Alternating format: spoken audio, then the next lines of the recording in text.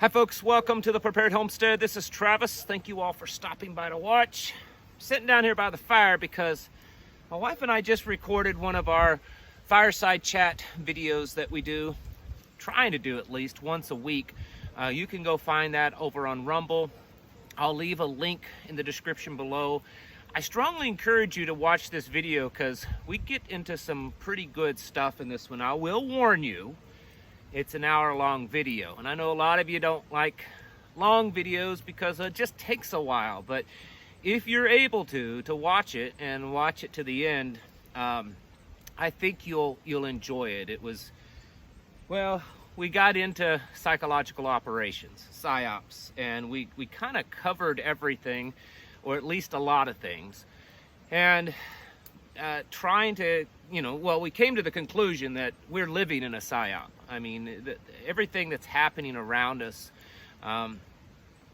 in one way or the other, I think it's all part of a grander psychological operation that's trying to condition us. I spoke about this, I believe it was yesterday, of how this is what is done a lot of times in times of war. And you can even look at, it's not even like top secret stuff. We've dropped leaflets before we've invaded countries in the past or gone to war to try to condition the population.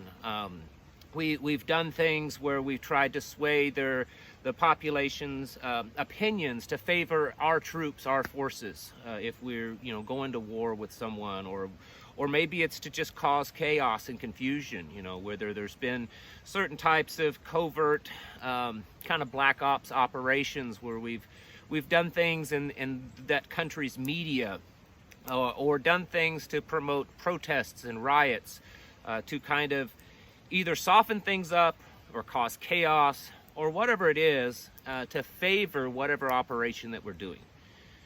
And I think what a lot of people kind of sometimes fail to realize, even though we're aware of these psychological operations, sometimes we fail to realize that a lot of what's happening is just that. And it doesn't mean that these things aren't happening.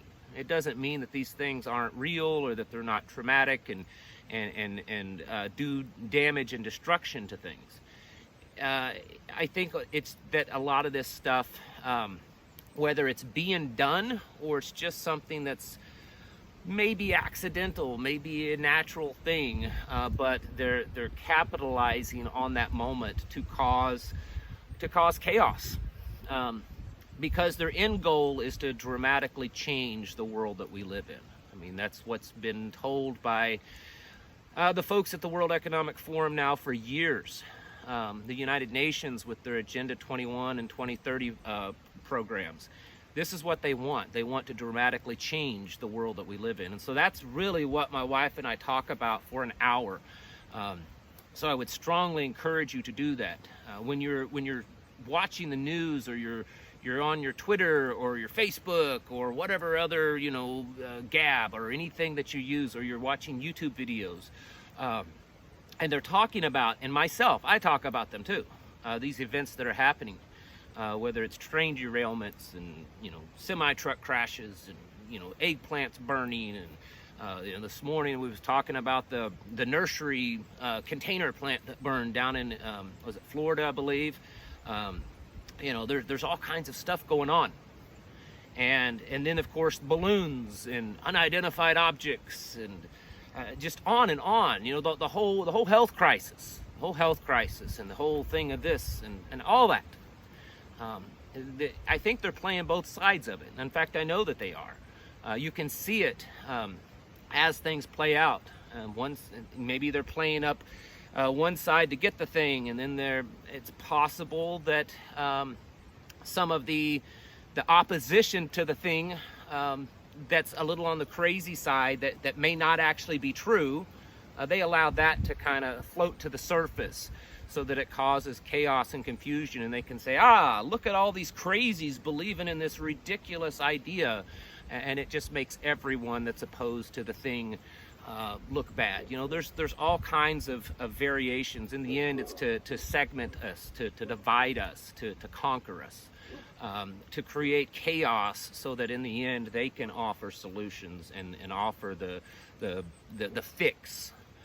Because what they're trying to do is such a great and catastrophic change that there's no way that the average person would accept these things, accept, control of our lives and control of our money and control of how we raise our children and what we eat, control of our minds, our thoughts. I mean, these are the things that they're actually proposing.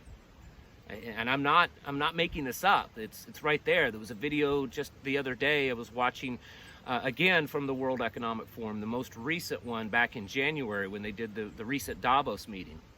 And they were talking about the technology. It exists now, and they're developing it further, that, the little AirPods, the little earbud things you listen to your music, that it actually reads your brain waves, and AI software can determine what you're thinking, what your mood is, what emotional level they're then, and they believe that they'll be able to determine, have you committed a crime, are you contemplating committed a crime, are you being productive at work, what political ideology you have, all because you're wearing these little earbuds that's monitoring your brain waves.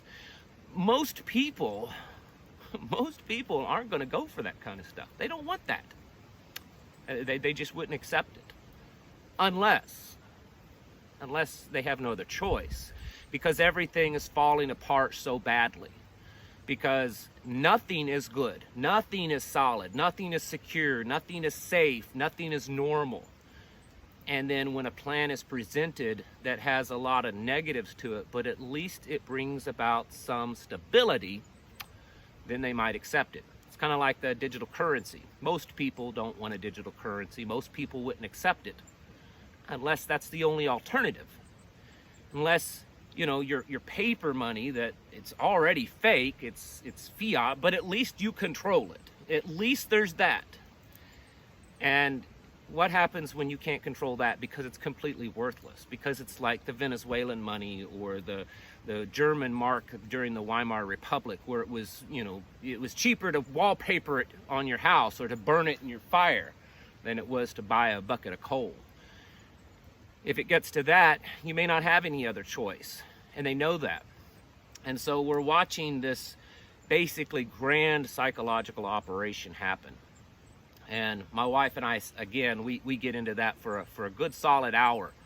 And while that's a long time to watch a video, I know, I would strongly encourage you to do that, because we should be consciously aware of this happening. So while we can focus on something for a time and realize that it's important, and how we can, what we can do to prepare for that or prepare for the next event, we don't always want to become so hyper-focused on something that we get drawn into it and we forget the bigger picture that's going on.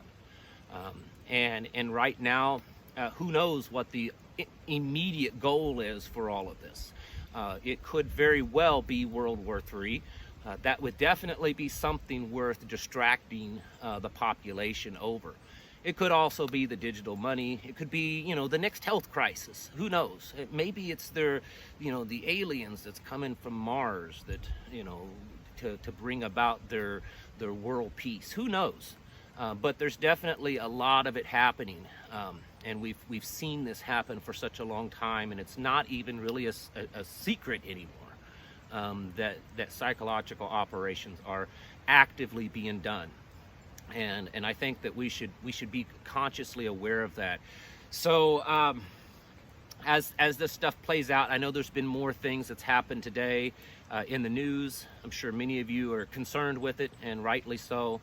But know that there is an overt effort to cause chaos, to spread this amongst us, so that they can then offer us a solution. They have to distract us from the problem and distract us from the rational solution, right? They don't want us to figure out how to actually fix things. They want to cause enough chaos and enough fear and enough problems so that when they offer their solution, their fix to it, then people will just almost feel they have to take it, that they have no other choice.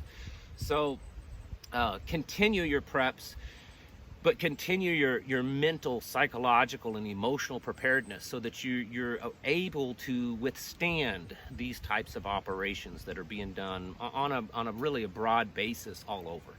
and then above all, your spiritual preparedness, which strengthens you to handle everything, physically and mentally.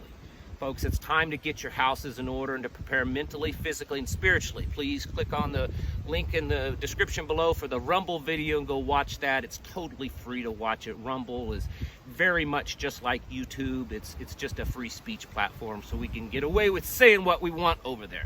All right, folks, thank you for watching. Catch you in the next video.